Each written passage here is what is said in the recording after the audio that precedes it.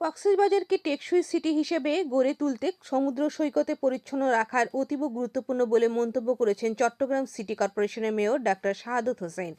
আজ সকালে সৈকতের পরিচ্ছন্নতা কর্মসূচির অংশ নিয়ে প্রধান অতিথির বক্তব্যে তিনি এ কথা বলেন।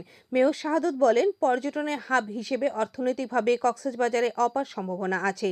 বিশ্বের দীর্ঘতম সমুদ্র সৈকতে কাজে লাগিয়ে অর্থনৈতিক সমৃদ্ধি সম্ভব।